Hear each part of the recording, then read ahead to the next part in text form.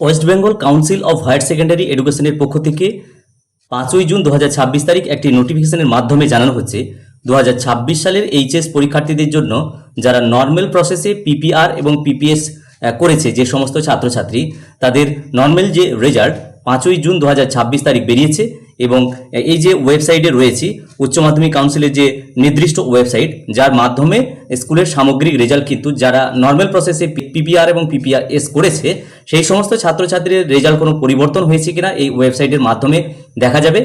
আরও বলা হচ্ছে এই বিজ্ঞপ্তি অনুসারে যে আগামী 12/6/2026 থেকে 19/6/2026 তারিখের মধ্যে যে কোনো যাদের রেজাল্ট চেঞ্জ হয়েছে তাদের ক্ষেত্রে মার্কস যাদের পরিবর্তন হয়েছে তাদের মার্কশিট এবং পাস সার্টিফিকেট জেনারেট হয়েছে এবং সেগুলি কোনো একজন অথরাইজ পার্সনের মাধ্যমে বা হেড অফ দ্য ইনস্টিটিউট যদি আসেন তাহলে এই তারিখের মধ্যে অর্থাৎ 12 থেকে 19 জুন এই তারিখের মধ্যে এগুলো সংগ্রহ করতে বলা হচ্ছে আঞ্চলিক কার্যালয় মানে রিজিওনাল অফিস থেকে।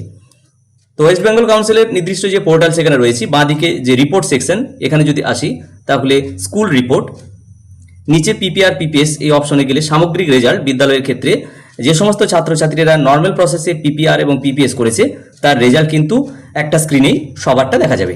তো এখানে এক্সাম ইয়ার 2026 সাবমিট। তো এখানে আমি দেখছি যে বিদ্যালয়ের ইন্টারফেসে রয়েছি এখানে 10 জন ছাত্রছাত্রী কিন্তু দেখা যাচ্ছে পিপিআর এবং পিপিএস এর জন্য আবেদন করেছে। ডান দিকে যদি একটু দেখি এখানে বলা হচ্ছে যে তৎকাল প্রসেসেই করা হয়েছে। তো এই ছাত্রছাত্রীদের ক্ষেত্রে দেখছি নো করা আছে, অর্থাৎ এরা তৎকালের জন্য আবেদন করেনি, নর্মাল প্রসেসে আবেদন করেছে এবং কে কে পিপিআর এবং কার ক্ষেত্রে পিপিএস সেটা কিন্তু ডান দিকে রয়েছে। এবার একদম ডান দিকে রেজাল্ট অর্থাৎ এই পিপিআর পিপিএস এর ক্ষেত্রে কোনো রেজাল্ট চেঞ্জ হয়েছে কিনা। তো প্রথম জনে দেখা যাচ্ছে যে তৎকাল নয়, সে পিপিএস করেছে এবং তার result no change, PPS no change.